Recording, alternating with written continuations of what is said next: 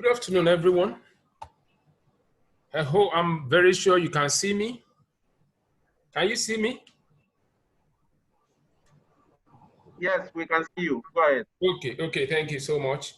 My name is Oluwole Ojewale, and I work as an assistant program manager at Claim Foundation in Abuja. We have been working with PJ High over this project, like Yvonne noted, for over a year now. And ordinarily, these ought to have taken place, save for the experience that we are all familiar with, which is the COVID-19. But we're very happy that this is taking place at the right time. And we are very sure that we are getting a very timely message to the general public and critical stakeholders that have one or two things to do with issues of sex trafficking. I have the privilege of being the research lead on this project from the Claim Foundation end. And I want to quickly talk about the methodology that we employ for this research. So we combine both the qualitative and quantitative methodology in a bid to be able to take a deeper dive into issues relating to the activities and the roles of the recruiters. I'm very sure a number of us are familiar with the sensitive nature of this research, and it implies that you need to combine all sort of approaches that could be useful to be able to elicit relevant information that will be turned to data for critical policy engagement, community engagement at the grassroots level. So we have a micro level research to extract quantitative and qualitative data, which we have done. And Oredo is our study area. That is where we focused on. It's a micro research, like I've said earlier. And the justification for the selection of Oredo is because it has been recognized in literature and practical experience as far as development concerns are on the area of sex trafficking are concerned, that it's a place where this menace has become endemic. So we combine the qualitative and quantitative data, and then we engage in key informant interviews. Through this, we're able to identify critical stakeholders that could provide relevant information as far as the activities of the and roles of the recruiters are concerned. We also undertook focus group discussion. We conducted 6 focus group discussion, and we drew participants from youth group, civil society organization, security agencies, NAPTIP, the police, the SSS, NDLEA. We also talked to community leaders. We talked to religious group. And we also had the privilege of talking to repentant recruiters in the course of our study. And they took us through what the journey looked like as people traverse from Benin to other parts of the world, how they passed through the Niger Republic, got to Algeria, Libya, and all these places, and a few of them were able to cross through the Mediterranean Sea. So those are the kind of experiences that we elicited from a number of individuals that we interviewed. And we capped it up with 3,600 questionnaire administration through a data capturing device that we call the Taylor Hub, which is now Claim Mobile now. So what we did through that is that our data capturing was not through the traditional method of paper and pen. What we did actually was to use technology to drive that. And that is also a means to be able to achieve some quality control. So thank you. That is that about methodology. I think I can now allow Yvonne to continue.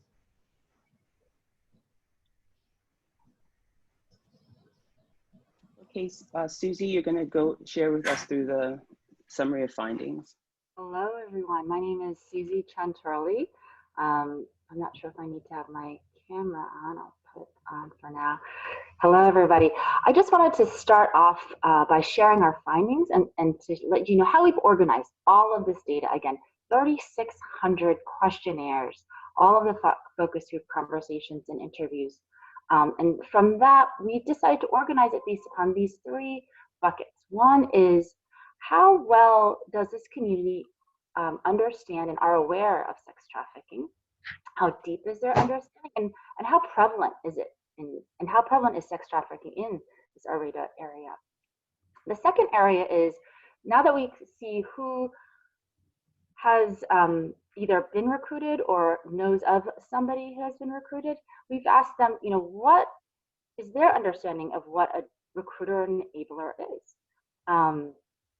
Who are they? Can there be a profile? Is there a prototype? What can we learn about recruiting in general? And then from that, we organized it into the final bucket of what are your perceptions of what interventions have worked.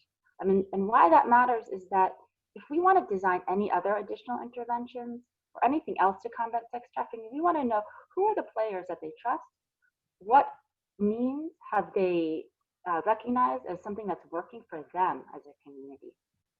And so those are the three main areas. And I'll just start us off on the first section on awareness. Go to the next slide, please. Great. And so as you can see, the big headline is that awareness is high and that trafficking is common, as many of us had suspected. 99.3% recognized what sex trafficking is. They even understood that sex trafficking was a crime, and a large majority at 60% indicated they actually knew that there were penalties related to this. And as far as how they learned about what sex trafficking was, it was using a lot of the same channels that we understand: television, radio, the word of mouth, news, social media, and school. So those are somehow the ways in which they are learning about topics like this. And it may not be that surprising, but nearly 1 in 4 respondents knew of somebody who had been sex trafficked. They personally knew somebody in their community that had been sex trafficked. But despite 92% knowing that this is a crime, they didn't know what to do or who to contact. That's 43% wouldn't know what to do if they saw sex trafficking happening. The other key thing that we asked about is what was their understanding of it, and a large part of the push factors are many of the things that we also understand: poverty, ignorance, family pressure, status symbol, the general insecurity and poor infrastructure of their community. If you want to go to the next slide. Thank you. So as we dug a little bit deeper, we also began to see that they knew of what these trafficking networks look like. And many of them describe the use of guides. And these are the guides who actually have an orientation session that tell you, here are the routes to anticipate, here are some of the monies that you will need along the way for your journey. It's very orchestrated in this way. They provide currency exchange, and they even let you know, along this route, there's going to be some armed robbers, and how do you avoid that for your travel? And as you can see, there's terminology that's used in various different locations to describe these different guides.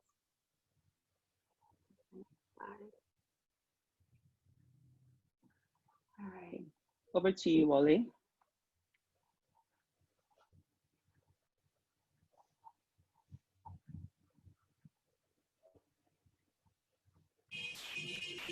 Okay, thank you so much.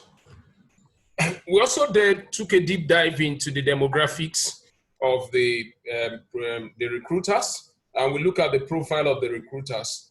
And we, based on the findings of our research, we realized that they are usually older than the potential victims, and 44.6% of our respondents indicated that recruiters were between the age of 36 to 45 years old.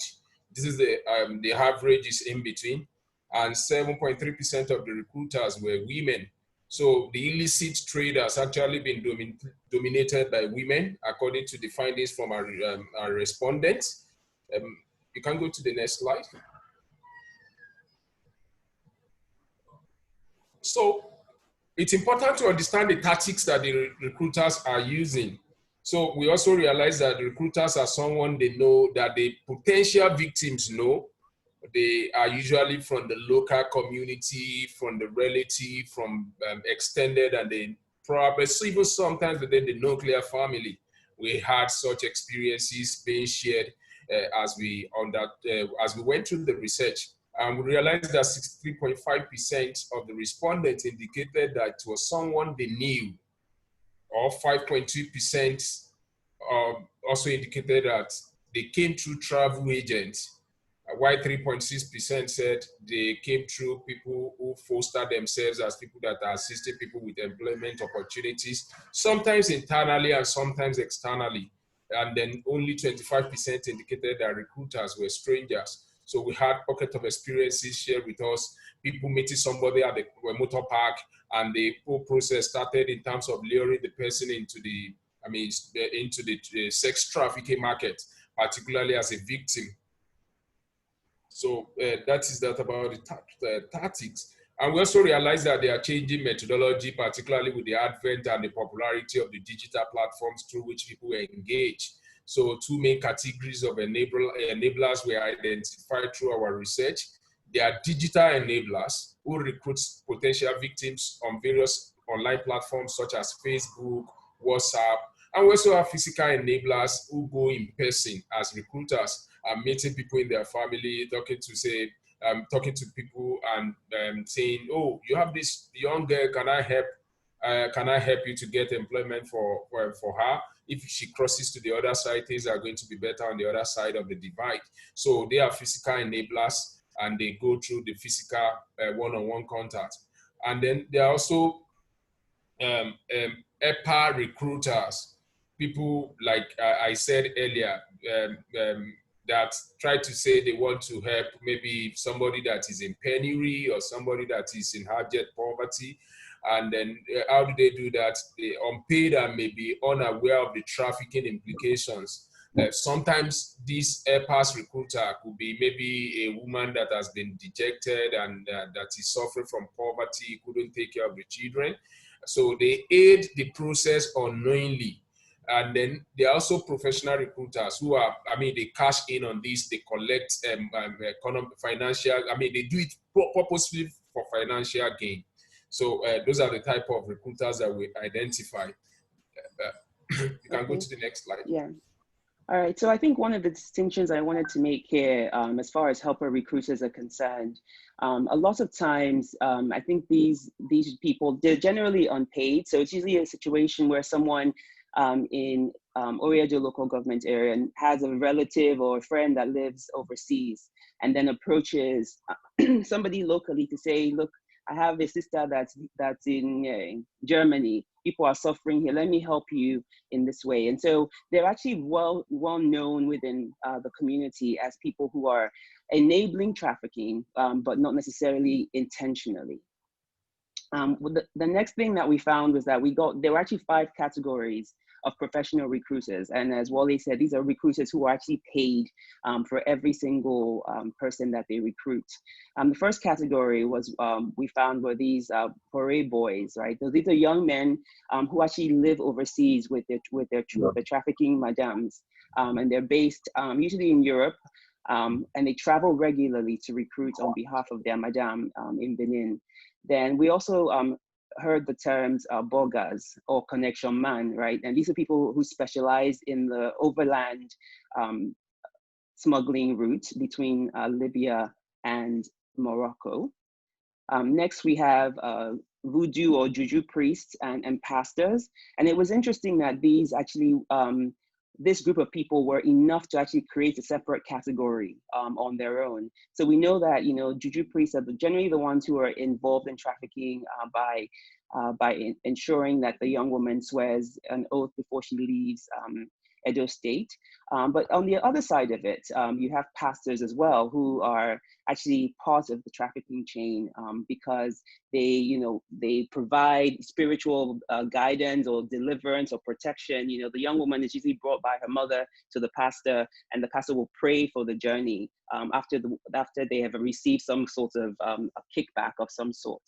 The next we found were scouters. These are local recruiters who conduct on-the-ground assessments of potential victims before connecting them to traffickers. And then the last category we found was former trafficking victims who then become traffickers themselves as madams on their own. One of the interesting things that as far as why people are recruiting, what the motivations are, the primary overwhelming response that we got was that recruiters do this because of a need for money. And so it was interesting that the number one reason that recruiters are recruiting is also the primary reason that people in this category are vulnerable, because there's a lack of income to be able to support a living wage. We also found that 46% of the respondents estimated that the recruiters are paid between 200,000 to 400,000 naira per victim, although the payments ranged. So we had some people saying that recruiters were receiving anywhere from 50,000 naira to people saying that it was up to 4 million naira. And so obviously there's a wide range here, depending on the level of recruiting, depending on whether the person is a paid recruiter, what kind of paid recruiter they are as well. Over to you, Susie. Great. So one thing I did want to mention before going into the tactics was that although we just were able to describe all the different versions of recruiters, that there wasn't a specific type of profile to say, okay, look at this woman. We know that they're generally women, but here are the different features of who they are. But instead, what we found that actually the commonality is around how they recruit. And so some of these things are helpful so that as we try to inform the community, these are the ways that we, I think, can be better educating them. And similarly as to what we had been saying before, what they're saying is through financial aspiration, and it's rarely through threats. So it's not that there's a coercive element to force or fear of abuse or anything like that. It's purely these promises that they'll make. So the majority over here say that 61% they will use tactics of a better life, a new fortune. Now, 26% actually mention the amount of money they could potentially make. And so it's those types of invitations that are important to them. You want to move to the next slide? So these schemes are quite interesting. I'm going to go one by one because I do think that's important. The first component is that they do their homework. Like they consider each particular potential victim with such care, in the sense of there's a lot of due diligence. They will do the background checks. They will figure out how vulnerable that they are, and not only how vulnerable, what is their vulnerability. And we were just commenting separately about if they put so much attention to each potential victim. Do we, as a community, do that as well? Anyways, and so they will do their homework, figure out how vulnerable they are, what is their vulnerability, and then when they do interact with a potential victim, one common trait was that they demand secrecy. Do not let your family or others know, because then that gives them a sense of control. The third thing is that they use items to help to build trust and legitimacy. Oh, I know somebody, I know so-and-so. I will give you some gifts to let them begin the wooing process. And so there's a process in which trust is being built. The third area is they will just offer free help. Oh, we can help you with the immigration component. We will help get you through travel routes. We will, and they seem and appear as though they are just a helpful member of the community. This other component, as far as guidance, as I mentioned, is they coach you through each step of the way, so that you don't feel like you're doing this alone. They reassure you. They will include members of the community to help with this guidance. And then with all of these things combined, they offer this customized, tailored package to each potential victim. And it's worth it for them. If, in some other places that we've seen is that they've, that each potential victim could be as high as 100,000 euros. And so it's worth it for them to invest in each particular potential victim. And as the next slide suggests, that they target the poorest and most vulnerable. They target those who are going to be illiterate and psychologically weak, so they don't understand what is required to travel abroad. They may not understand sort of the dynamics of what's going on in government. And then what this part was quite interesting is they target the mothers in an effort to recruit their daughters. And so these are the elements that we should just be on the lookout for. And then finally, oh, sorry.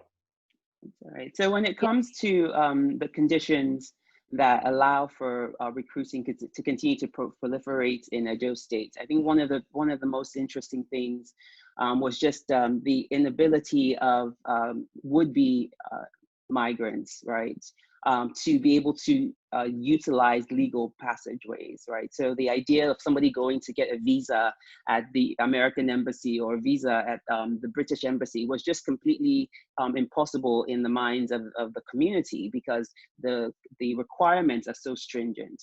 And so that complexity was something that was also something that recruiters take advantage of.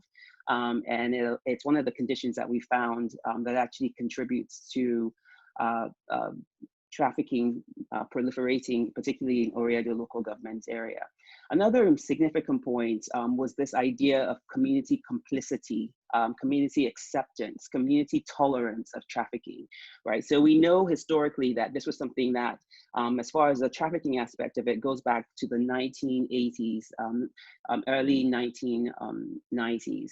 And so trafficking, the young people that we have now in this particular area of Edo State grew up understanding trafficking. They grew up with, knowing somebody who it was a relative or somebody who, a friend, family member that's actually overseas. There was a research that we came across that said that practically 80% of the homes in Edo State have some connection to trafficking. And so whether as a trafficker, as a recruiter, as somebody who was recruited to be trafficked. And so there's this idea that, this is so entrenched in Oreado local government area and in other endemic areas in Edo State, that it has almost become normalized in some ways. And so that's what we refer to when we say endemic recruiting locations. Oreado local government area, for example, is one that is endemic. And so the idea that that we have normalized trafficking, the idea that people see it as a viable option to getting themselves out of poverty, is also something that is allowing for the proliferation of trafficking. And then finally, the ease of online recruiting. Now, we talked earlier about digital enablers, right, who utilize WhatsApp and Facebook. And so I think what technology has done is that it has made it easier to scale, right? So you have access to a lot more people. You cut out all the expense of actually having to, find yourself in Benin City to do the recruiting. And so these are some of the things that we believe have contributed to what we're currently seeing. And then, moving on to the perceptions of interventions. Now, I think part of the issue here is that you have a large percentage of people who are generally aware of sex trafficking, right? So the overwhelming majority of respondents, over 90%, who actually knew what sex trafficking was, right? But the interesting on the other side is that 85% of them were actually unaware of effective programs that prevent sex trafficking. So you have a majority of people who know what sex trafficking is, they understand what recruiters look like in their community, but they also do not have access or do not know where to get support and to get help. And so you can imagine the vacuum that creates, is where you have all this bad information and people who don't have any access to the good information, the useful information. And so that was one of the things that was highlighted for us in all of this. Also, in Edo State, 43.9% of the people that we surveyed believed that there were no persons or entities in Edo that were specialized in the fight against sex trafficking. So for those of you, many of you know that we have the Edo State Task Force. We obviously have NAPTIP, but interestingly enough, there are 43%, almost 44% of the people that we surveyed did not believe that there was any state specializing entity in Edo State. 52% indicated that they did not know if Edo State had a comprehensive state policy or action plan to combat sex trafficking. And so I think both of these points just underscore what I said initially, that you have, over 90% of people who know about sex trafficking, but 85% who are not even remotely aware how to get support or of what the law is to combat trafficking. Susie? Hello, hi. This is a very big, busy slide, but this was to summarize the results of when we asked them, when you consider each of these different members of the government, how effective are they when it comes to addressing sex trafficking in the community? And so one way to look at this is to see the bold areas. Generally speaking, across the board, they think that many of these entities are effective. However, on the local level, whether it's the Nigerian police force or the local government authorities, their level of trust is just very distributed. It ranges mostly from the ineffective to neutral, and some say effective, but it is across the board. So there's a lot of trust that needs to be built at the local level versus at this national level that by and large, people are saying are generally effective sources.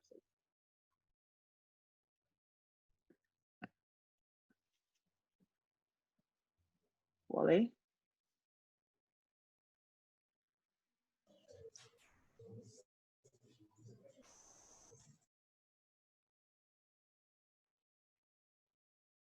All right, so I'll just go ahead and handle this session. So when we talked about the perceptions of the interventions, right? We asked the respondents, what areas, what programs do you think would be most effective in helping to curb sex trafficking in your community? And these were the top five responses that we got. The first was job opportunities, right? So people wanted more education. We needed to increase the awareness of job opportunities. Again, this buttresses the point that I made earlier, is that 85% of the people in the community are not even aware of programs that support or fight against sex trafficking.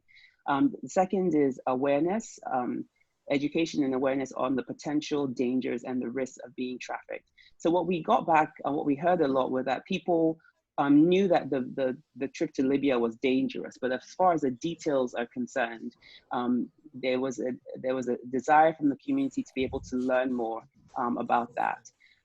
Effective police was the third response. More effective policing, more enforcement, more increase of the arrests. So even though arrests are being made by the Edo State Task Force, they're being made by NAPTIP, the community is saying that they actually need more information. They need to be more aware of the arrests that are being made. The fourth was more prosecutions of cases. The community believes that they would like to actually see people being prosecuted. So there's this idea of naming and shaming.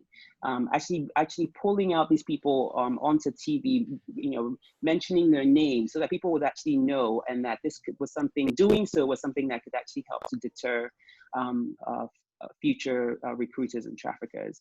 And then the fifth was training opportunities, education, an increase of awareness of training opportunities, skills training in this regard.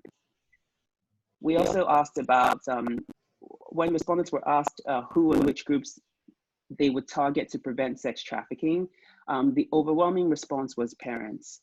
And I know many of us who work in this area, we know that we've heard over the years anecdotally, people saying that the parents were pressuring them.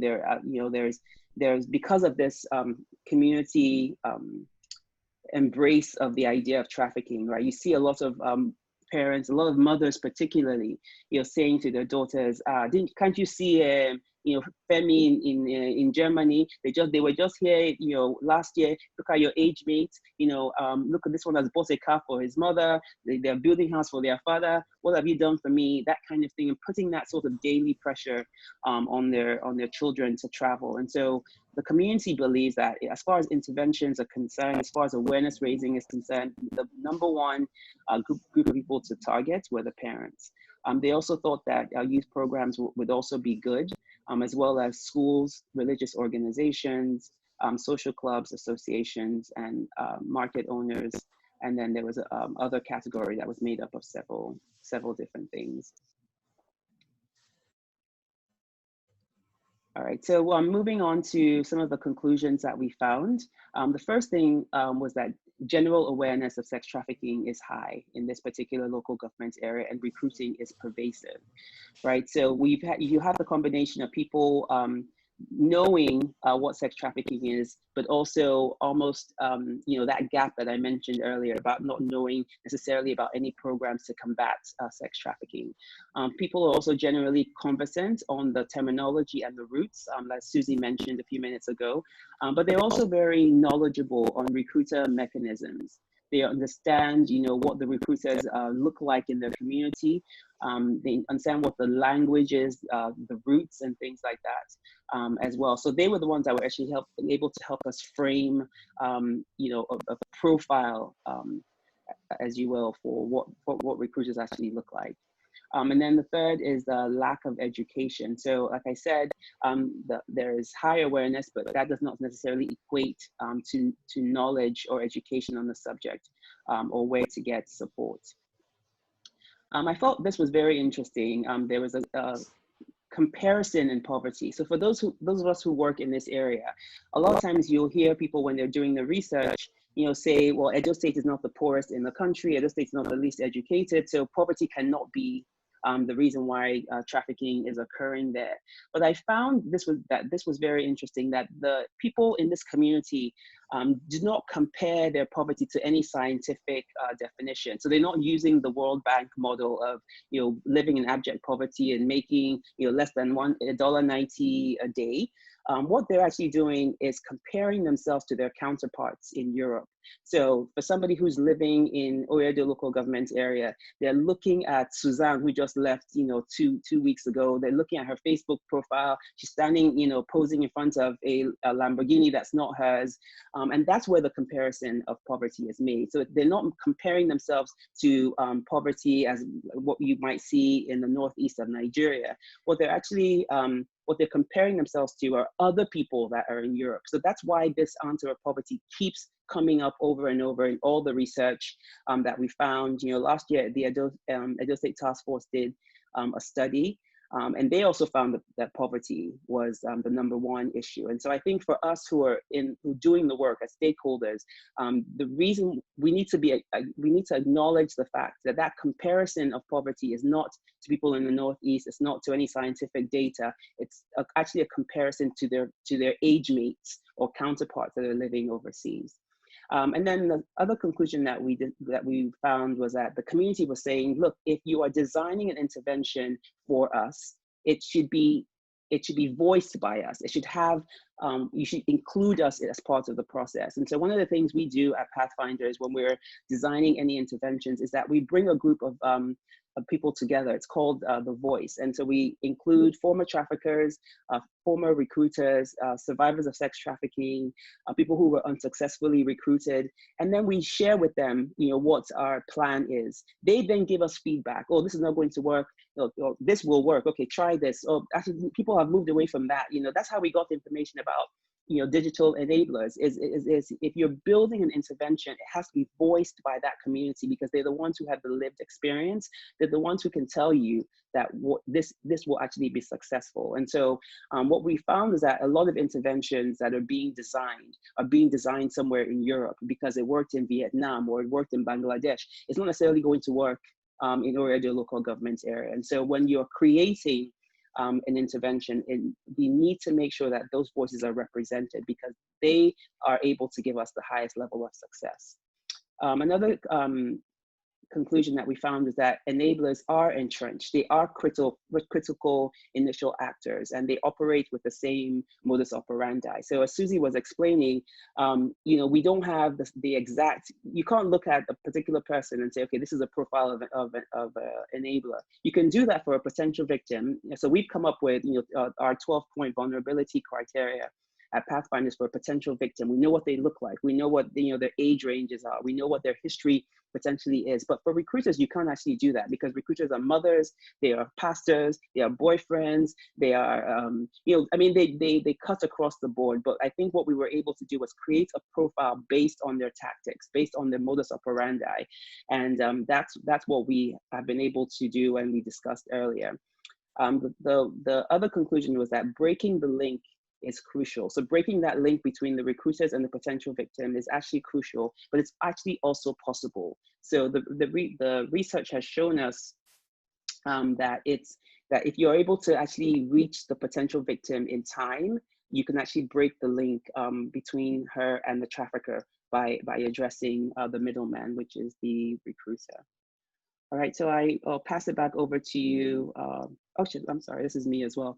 Recommendations. All right, some of the, and I won't go through all of these, but maybe just highlight a few key points.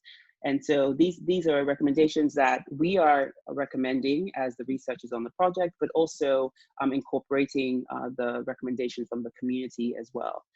Again, gather local inputs before you start your intervention. The intervention must be community informed, which I just mentioned. There's our recommendations that you can influence the influencers, right? So a perfect example of this was the Oba of Benin's pronouncement in March of 2018, where he put a curse on traffickers and allowed people who were being trafficked to be released, right? So that was an effort that had been built up for many years by NAPTIP. The Edo State governor had gone to visit him many times. You know, these were things that we were saying, look, let's use an influencer in the community. How can he actually use his position? How can he use his voice to actually create a change in this particular area? And so you see the Oba of Benin's pronouncement actually probably had a lot more influence than all the years of donor funding that had gone into this particular area. And so it's important that you identify who the influencers are and then utilize them as part of the intervention. The next thing is that the absence of coordination between stakeholders is a gap that is being exploited by traffickers. So what we have here are, we have the Edo State Task Force that's working, NAPTIP that's working, various CSOs, the Oba Benin has a foundation, we have returnees have a group, NGOs have a group, NACTAL is also present, but all of these people are not necessarily working collaboratively, right? So you may have somebody do an intervention at Adesuwa Girls Grammar School. The next week it's a different group that's coming to do that same awareness training at Adesuwa Girls Grammar School. And so there needs to be more cohesion between the stakeholders that are working on this issue. And then the point that Wale made earlier, we need to start to innovate with technology the same way that enablers, recruiters have. Reporting traffickers is a challenge, right? One of the biggest things that we found when we asked respondents, if you knew somebody who was being trafficked, if you knew somebody who was being recruited, would you report it? And the overwhelming response was that they wouldn't report it either because they didn't know how to report it, or that they didn't believe that something would actually come out of their reporting. So there's a lot of corruption that was being pointed at the local police. And so there needs to be some sort of a mechanism for reporting that's created that where people can report anonymously, and that they're actually taken seriously, because there's a lack of trust in the community as far as that information being utilized to the benefit of somebody else. Legislation alone cannot mitigate vulnerability to trafficking, so it's important that we actually address the vulnerabilities themselves. So the gender disparities that render women vulnerable, those are the kind of things, putting programs in place, economic empowerment programs, shelter, these are the kind of things that will actually address the vulnerability to trafficking, not just legislating on that particular subject. Again, stakeholders really need to address the mindset that deems prostitution a viable alternative to poverty. Because I think, one thing I want to stress here is that a lot of times, when we see people coming into Edo State to work on interventions, what they're trying to do is create a behavioral modification model. That's the model that they're actually using. Let's just change the behavior. But I think what this research has shown us is that it doesn't start with the behavior. You have to actually focus on cognitive restructuring, the mindset, how they think about themselves, what they feel about themselves, what they believe about their cultural heritage, what they believe their hopes are and their dreams are. These are the kind of things that we need to actually take advantage of, focus on that, changing that mindset, working on that cognitive restructuring, and then the behavior change will follow after that. And so I think the model of saying, let's just start with behavioral modification is going to be unsuccessful, because you're not addressing the mindset that drives the behavior. And then last, this idea of using this alarmist sort of messaging. We see this happen a lot, particularly with funding that comes in from Europe, where people will say, "Oh, don't travel. If people only knew how dangerous Libya was, they wouldn't leave Nigeria." That is not, it's not working, you know. And I think the information that we got back from the respondents was that if you're going to tell us we shouldn't travel, then you also at the same time simultaneously give us an alternative to traveling. So it's not enough to just say don't travel. You also have to say, okay, here are the reasons why you shouldn't travel, and here are opportunities that are viable in your own community that will actually help to propel you towards a path of economic independence. So both of those things must go together hand in hand. The data that proves that trafficking or the smuggling route through Libya is dangerous, but also that has to be coupled with effective and viable economic opportunities for it to be successful. All right, let me just highlight one or two more things here. We do a lot of training in Edo State. We should continue to do that, particularly for houses of worship.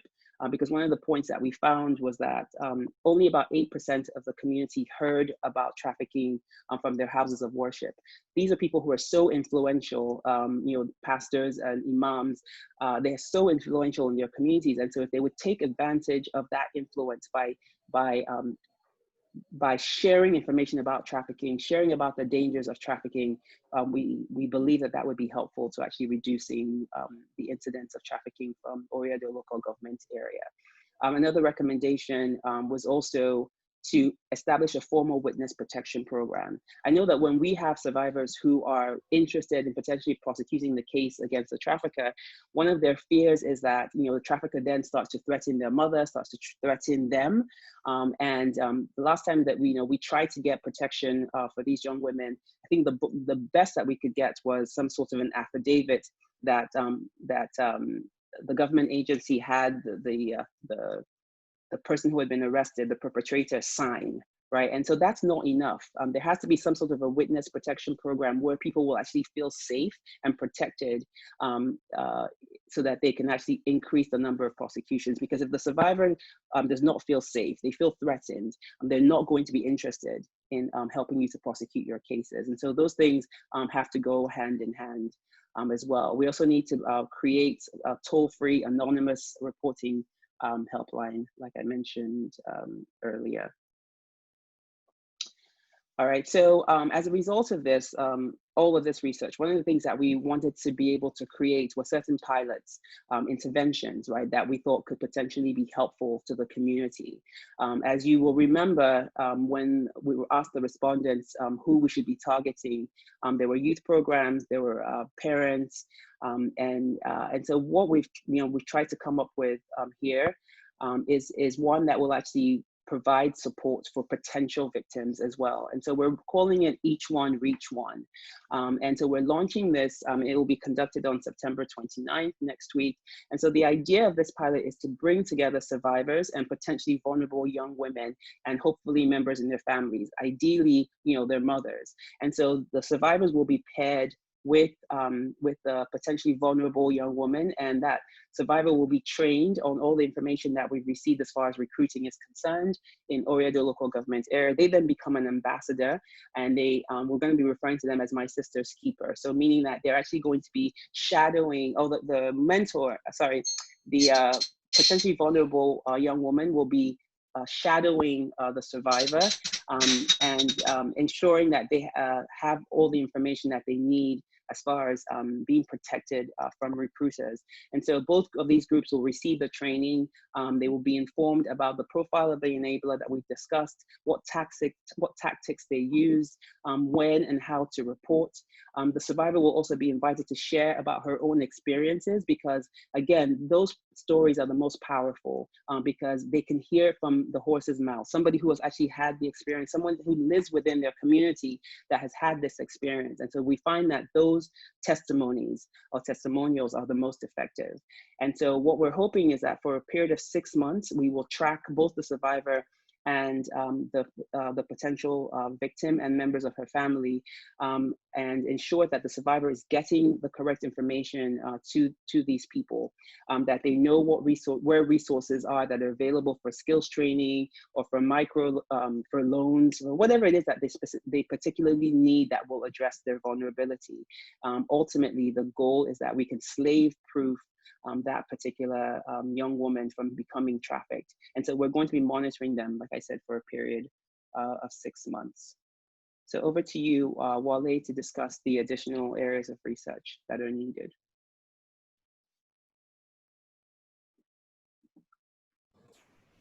Thank you so much, Yvonne. I need to quickly reiterate that the issue of sex trafficking is not unique to Oredo local government, Oredo community alone. And it's important for us to bear in mind that the research scope has raised a lot of issues that will require further interrogation. And we have identified that the dynamics of recruiting for sex trafficking from Edo State, as it relates to geographical and territorial specificities, as well as its intersectionality with other forms of trafficking, include forced labor. And one of the things that came out prominently in the course of our research interview is the fact that a lot of Nigerians, a lot of vulnerable young women who have been trafficked abroad outside Nigeria, some of them are not even originally from Edo State, but Edo State has become a transit point, a transit corridor through which people can come from Osun, from Habia, from Rivers, from all these other places, because they feel it is easier for them to quickly connect to getting out of the country. So that also raises an issue about the fact that there's a need to interrogate the geographical and sociological, and social spread of how people have been recruited and where people have been recruited from, and where are actually the transit points. So it's also important for us to look for, to suggest that there's a need for research that will address the mindset of many in the community in Edo State that has embraced prostitution as a viable alternative to poverty. Like Yvonne rightly said, and one of the challenges that I've also faced myself is the fact that if you come back to tell people not to travel, and probably in the course of your own genuine duty, you travel abroad and you share pictures probably on your social media platform, your WhatsApp, your Facebook, or what have you. It becomes an uphill task for you to tell some of these young people not to travel. So there's a need for us to take a deeper dive into other sociological explanation in terms of what is driving people and what are the alternative economic and policy options that we want to suggest that can actually deter people from embarking on this painful journey, so to speak. So we also need to look for research that looks at the comparison of enabler profile and recruiting tactics of enablers in other endemic Edo State local government to determine whether similarities exist. So Edo local government might have been identified as the endemic spots, but it's important for us to see whether the drivers are uniform across the other 17 local governments in the state. Then there's a need for comparison of recruiting prevalence in Oredo LGA to recruiting in other parts of Edo State where trafficking is not endemic, such as Edo North, to determine what community postures, responses to trafficking, and or culture prevent the proliferation of trafficking in those areas, and whether or not same can be adopted in Oredo local government. In other words, there's the need for a research that can probably touchlight the community resilience measures that have made probably some communities to become more fortified against the vulnerability of trafficking and the tactics that the recruiters are using. Is it religious? Is it educational? Is it economic? Is it political? Is it sociological? It's important for us to be able to get research that is going to do that comparative analysis. And then the last thing is that expanding research on the subject of recruiters and trafficking in general outside of Oredo local government in an effort to compare recruiting tactics, modus operandi, the demographics of recruiters, as well as the success rate of recruiting. So this is also another novel area of research that we're suggesting, and we do hope that maybe anybody that is listening here, or we as partner, Clean Foundation and PJ High, will be very, very excited to undertake in the days to come. And then the impact of various approaches to tackling recruiting, that is via primary education, policies, programs on ground, awareness in rural areas, town hall meetings, which gather local stakeholders, involvement of survivor leaders, etc., particularly with reference to children. So a whole lot of programs are taking place, international, local organizations, religious group. Even the Oba of Benin's proclamation is having some impact. So we need to take an assessment of what impact these are engendering in the community in terms of solidifying or building community resilience against sex trafficking in Oredo local government and probably in Edo State as a whole. And then the cost of preventing recruiting versus victim rehabilitation. It's also very, very important to be able to place that in terms on the research radar and then have evidence to actually communicate what is being done and the impact it's making in the community. And the impact of the March 2018 proclamation of the Oba of Benin on recruiting, it's not something that can be undermined, and it's important to also subject that to sociological analysis through evidence-driven research. And then the impact of COVID-19 on recruiting from Edo State, although it looks nowhere, but it's not something that we can count out. It's important for us to see, has it increased or has it reduced the recruitment drive, or could it be that some things have happened in the course of COVID-19 that might have also changed the mindset of the people, the potential victim of trafficking? To what extent has that also affect the illicit trade of the traffickers? I mean, the recruiters. It's important to undertake that research as well. Thank you, Wale.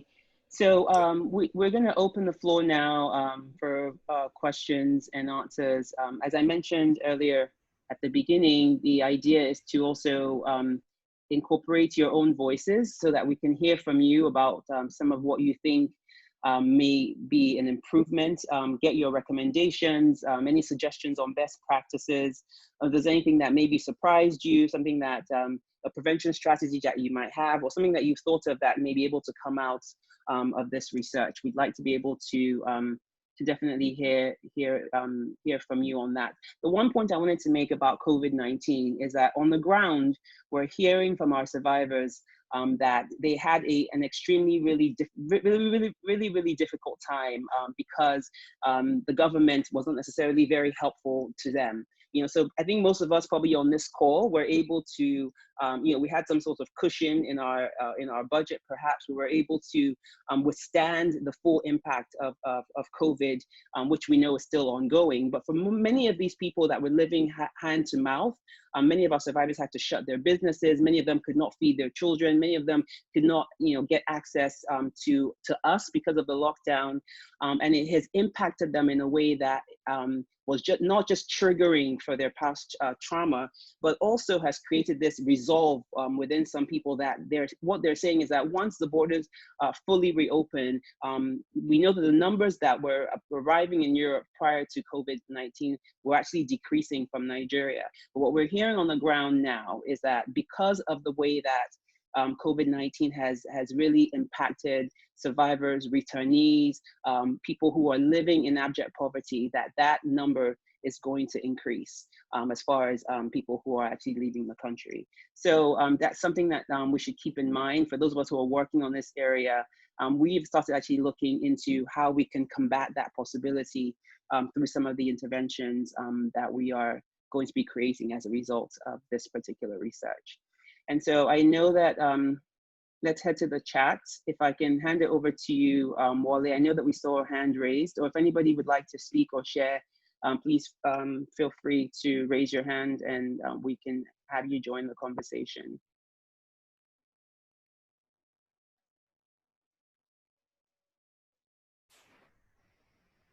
So like Ivona said, anyone who has a comment to make can just signify by raising your hand on the chat box, or you can signify here and project your voice any way you want to go.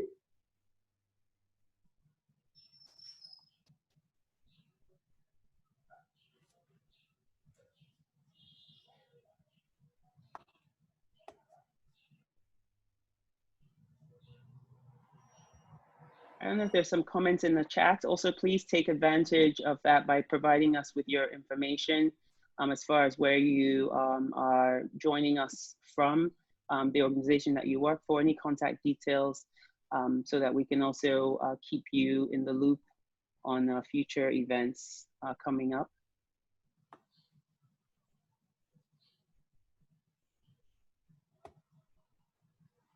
Amabel, I thought I saw you had your hand raised. Did you want to make a contribution?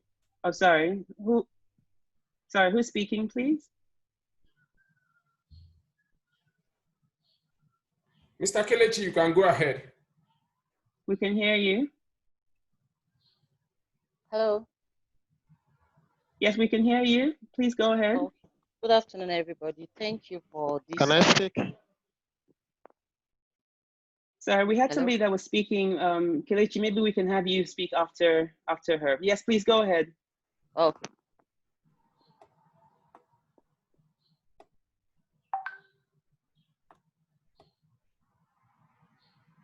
Amabel, was that you? No, that wasn't me. Okay, apologies. All right, so maybe, I'm not sure what happened to the person who was speaking. Mr. Kelechi, please go ahead. Hello.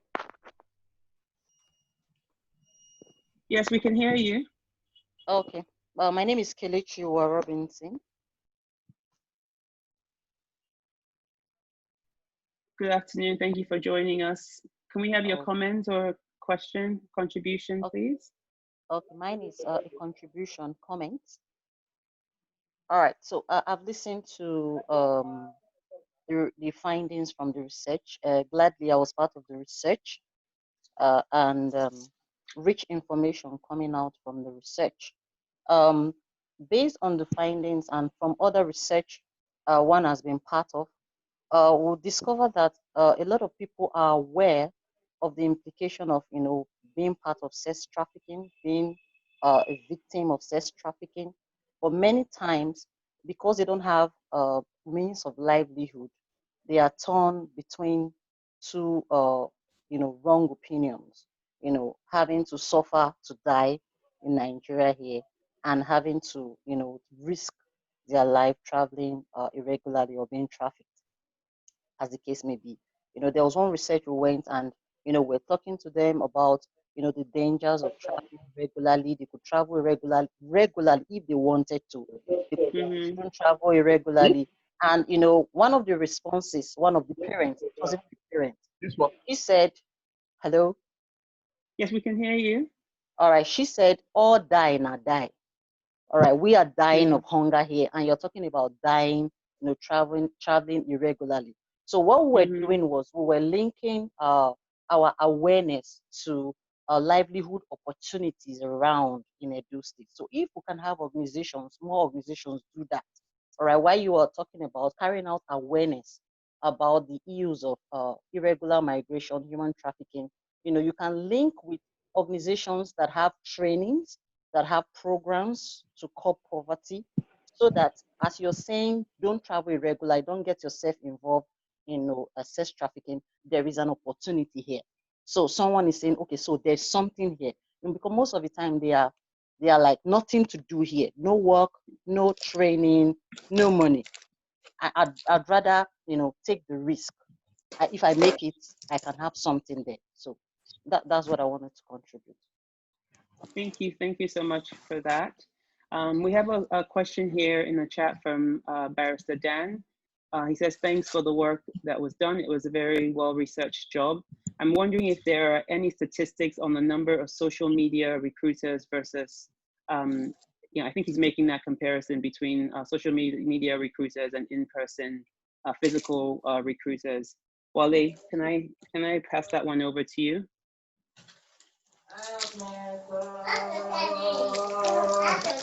I'm going out too. So the person wants to know, I'm the looking distinction. for the question. Okay, let me read it again. I was wondering if there were any statistics on the number of social media recruiters as against physical recruiters.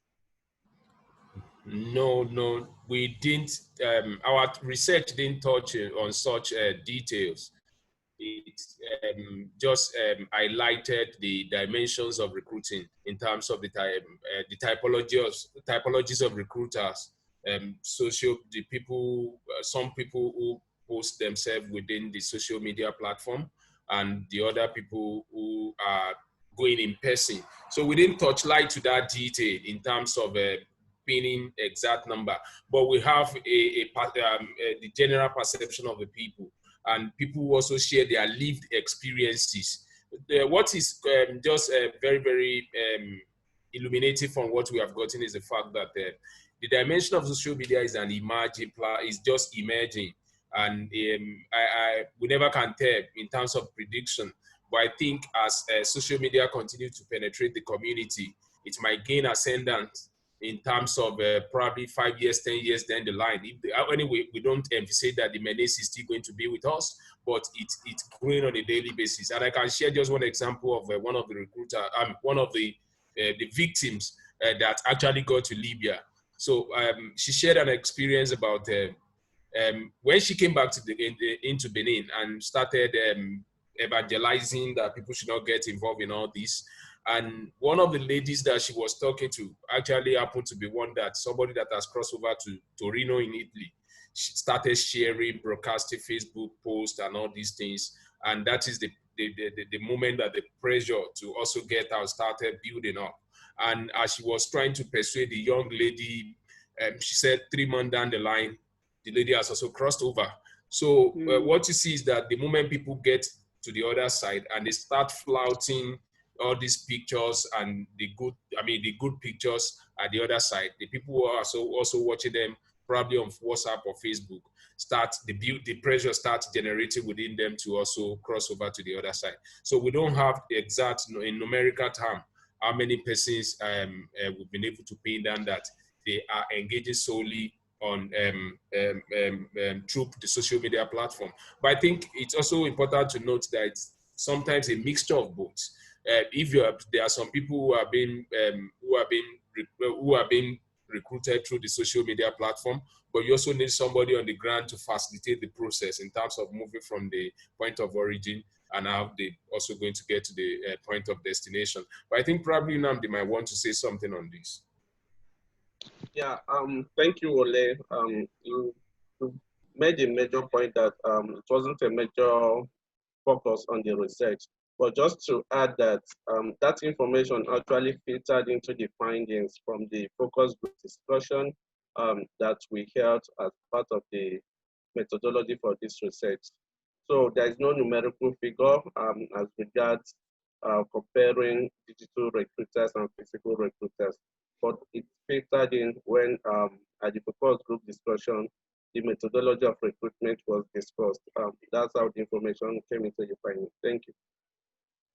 All right, I think that's also just, is another area of potential research, that if any of you funders that are on the call, you want to fund us to look into, we'd be more than happy to take that up. Bamidele from Sotin says in the chat, hi Dele, good to see you, I'm glad you're here. Very good and incisive findings. I wanted to find out more about the 12 scale vulnerability assessment Yvonne spoke about. So I think, that just very briefly, I think what we did was, we looked over all of the survivor intake forms that we had for several hundred, and we were able to pull out, these 12 points that essentially showed to us, at least anecdotally, that if a potential victim has at least 6 of these 12, the likelihood that she was going to be trafficked was extremely high. And so they were showing things that I think most of us would consider as obvious, but normally the young woman was a young woman, first of all, that was generally between the ages of 15 and 25. She is currently living in abject poverty. Does not have stable employment or is not able to make a living wage. But interestingly, she's usually from a single parent home. There's also usually a history of child abuse to the young woman. Both of her parents have also not been well educated, and her level of education did not pass secondary school as well. But another fascinating fact is that somehow she has access to social media.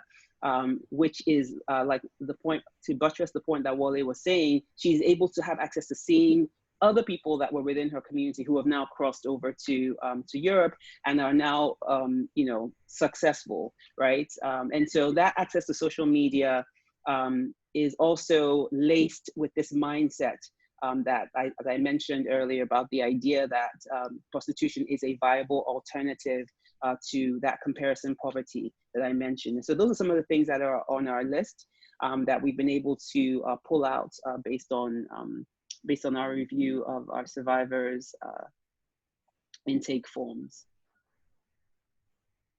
All right, anybody else have anything to share, any comments, any feedback?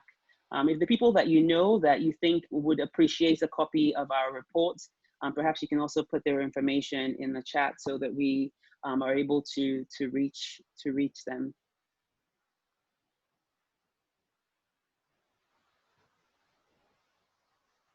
All right, if you do have something else to share, please feel free to use the chat box for that purpose. I wanted to just mention briefly so that we can be respectful of your time and let you go as at the time that we agreed. But we have 2 upcoming events. I mentioned the Each One Reach One awareness pilots that we're piloting on the 29th. And we also have a dissemination meeting where we will be actually handing out physical booklets, a hard copy of the findings of our report as well. Wale, anything else that you would like to share? Nnamdi, Susie, before we let everybody adjourn? I think I see a have comment. Okay, sorry, let me just read this very quickly. It's a comment in the chat. Good afternoon. What I want to say is about Wale said something comparing statistics of Oreado with Edo North. What I have to say is these things are all prevalent in the whole of Edo State. My suggestion is, since people say it's poverty, maybe we can compare with other states.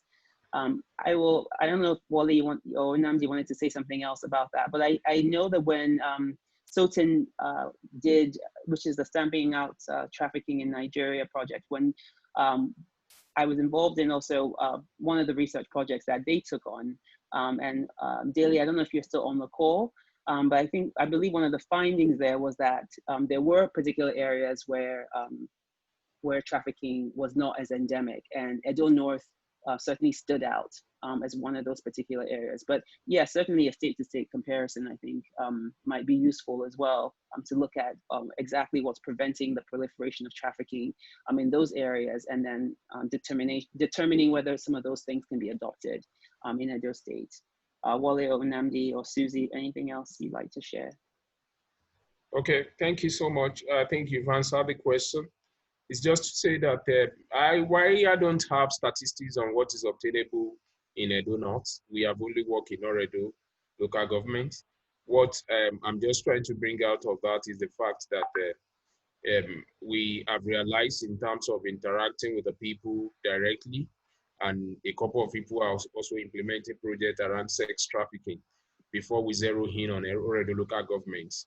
So I think there are sufficient evidence in reports out there that shows that it's more endemic there. But it's not to say it's not also a problem in other local governments. Probably, like we said in our area of research, probably if the institutions that the state government have put in place and what the federal government is doing through NAPTI, if anybody is willing to take this research on board, I think evidence is going to terminate arguments. And it's the fact that what is going to come out is that you can do a comparative analysis around the 18 local governments, and I'll be able to zero in on places that probably have become hotspots, and places that probably the thing is still at moderate level, and places that probably the evidence is not really so much. So I think what is important to be able to generalize is to have a statewide research that covers this. I take that as a correction anyway. Thank you so much. Thank you. All right, I don't know if Nnamdi or Susie have anything else that they would like to share. Otherwise, we will call it a day and give our formal thanks. Okay. Hello? Yes. Okay, thank you so much for moderating this workshop to this point, and just appreciate all our participants for sparing their time to be part of this validation workshop, especially the field workers who work diligently with us to be in the field for the period of 6 months collecting this data. We appreciate you so much, and we appreciate your input even at this validation workshop. Want to also appreciate other participants, stakeholders who are here, and the UN Women, we appreciate you. Other key stakeholders who are on this validation workshop. At our own end, we'll be sending out a terms of reference for participating in this validation workshop. We have your email addresses while you are joining the workshop online. So we'll be sending out the terms of reference via your email addresses, and we'll appreciate your quick return of the signed copy of the terms of reference, so that at our own end, we're able to process the little token for your data. We know that being on this call is not cheap in terms of ensuring your device is on until this point, and also subscribing for especially in this COVID economy. Yeah, so we don't take that for granted. We can only reimburse you for that. Your intellectual and your time you have sacrificed to be here is something we see as your own contribution to seeing that we are able to stamp out slavery in Nigeria. We thank you. Wish you all the best. Thank you. Over to you, Yvonne.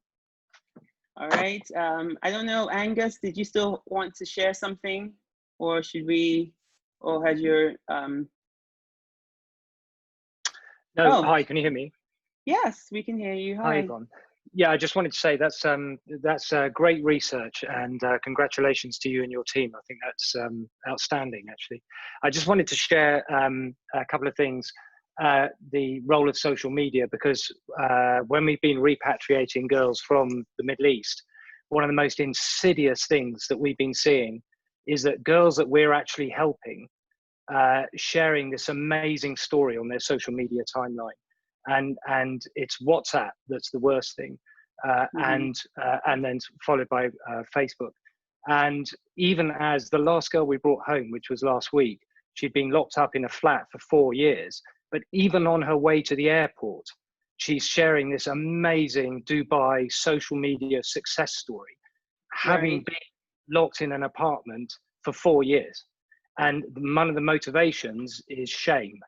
And I don't think we talk about shame enough in the trafficking process, because shame locks women into either silence or coming out to say, I've been a success.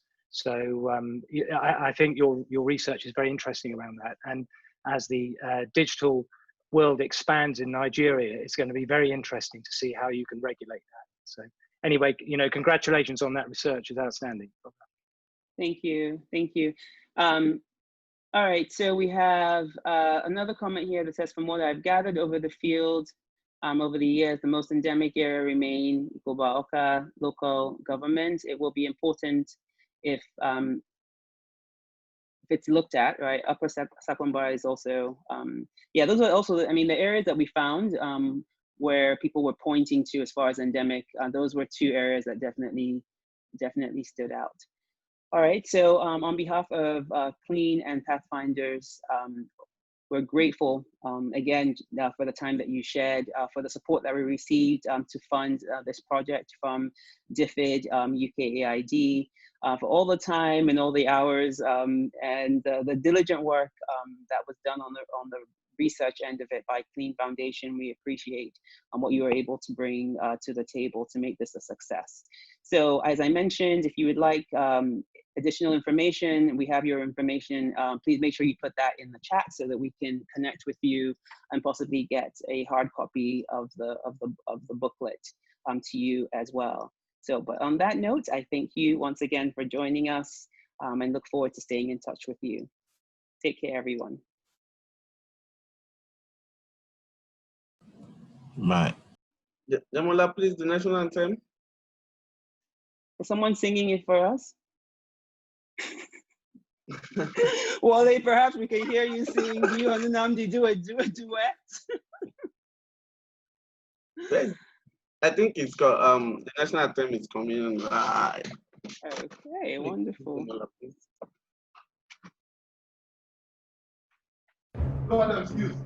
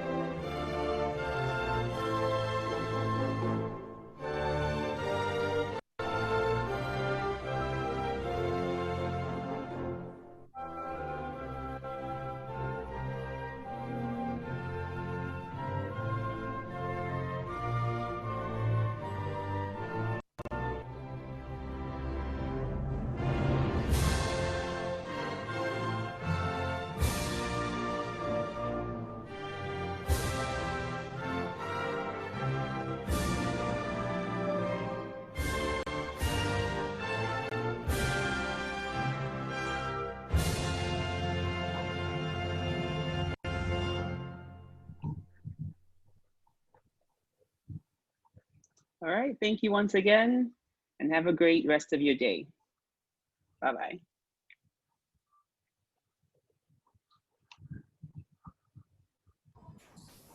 Thank you, everyone. We're very, very grateful. Thank you, Yvonne. Stay safe. Thanks, Nnamdi. Good to see your faces. Yeah. Thank you, everyone. Thank you. Bye-bye. Susie, thank you so much. Oh, hi, Susie. Yes. Seeing you. Bye-bye. Barrister Dan. Are you still on, Barrister Dan? Good to see your face. Thank you. Wow. Well done, well done, well done. Thank you. Yes. Thank you. I think it was a great meeting. Yeah. When I told Rich that we have 54 participants,